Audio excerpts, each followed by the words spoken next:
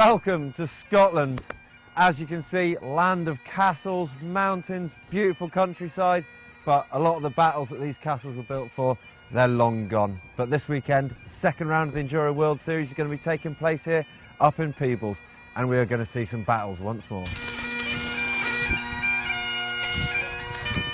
After an opening round down in Chile that saw the series' first foray down into the Southern Hemisphere and me dressed in a poncho, we're now up in Scotland and I'm in a kilt. Traditional dress, you've got to stick with it.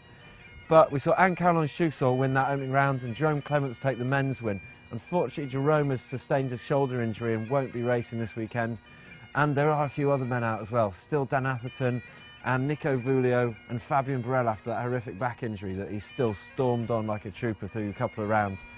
But here we've got a lot of other good riders here. We've got Martin Mays, fast and upcoming, Florian Nicolai, Nika Lau, and then also there are a whole host of young Scottish riders that are coming flooding out of the woods, and they're also going to put on a good show.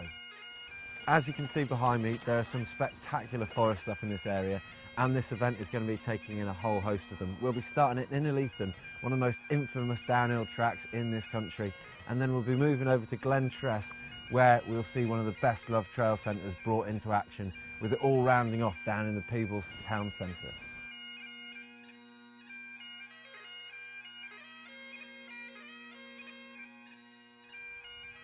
Is it true? Who knows? It's a mystery. There's been 3 days of practice and I've managed to ride most of the stages. The tracks are not what a lot of foreign riders were expecting, but it's certainly the quality British riders have come to respect from this area. The stages on day one are exactly what's made Innerleithen a downhill hotspot. Here's stage 2 of day 1, and it's an incredible track, really open and fast at the top, loads of ruts to catch riders out, and then they drop into these woods, and as you can see, they're just steep, technical, typical Scotland. It looks incredible. Day 2 takes in the trail centre of Glen Tress, but it goes off-piste and has some of the most technical routes I've seen, splattered with some seriously fast open sections.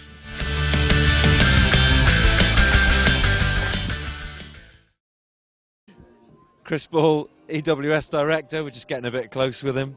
You helped set up the whole Enduro World Series last year for the first time, and now we're coming to your home country for the first time. Was this always one of your ambitions? Yeah, it's not even just my home country. It's actually kind of my extended back garden. It's amazing. The type of riding we got here is quite different to what we've seen at some of the other rounds. Like get the big alpine stuff out in France, and then all the tracks in Whistler. How do you think this adds variety to the series, and what are the tracks we're going to expect over the weekend? This is probably the most varied World Series to date. Sven Martin said last night, and he stuck it in his slideshow last night, he called the slideshow Unexpected Gnar, and when we were riding yesterday he said this is, in his opinion, the most technical Enduro World Series to date, which is pretty amazing to hear. You know, these are, as I said, our backyard trails, and the other stuff like Whistler, these iconic locations, the Rockies, the Andes, the Alps, Tweed Valley, like wow, what? But they're so steep. Day 1 especially, you know, long travel, slack bikes, sticky tires would work there.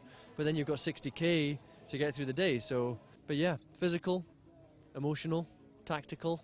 This one does have it all. We're joined by Neil Dalglish, the event organiser here at Tweedlove. It's not the first time Tweedlove's been on, but it's the first time we've had the Enduro World Series here. Can you tell us a little bit of the history of Tweedlove? Yeah, sure. Well, this is the 5th year of Tweedlove. It started just as a bunch of events for the kind of riding community here. As a few of us just thought we could get together and put something on that we could all just take part in. And each year we got a little bit more ambitious, I guess. We're lucky enough to now be hosting the World Series here. So what other events do you have going on? I mean, obviously people have been following this Enduro World Series, but what else is going on over these couple of weeks? Well, just about anything you could think of to do on a bike, really. There's a huge riding community here. Loads of mountain bikers, loads of road bikers, loads of kids riding.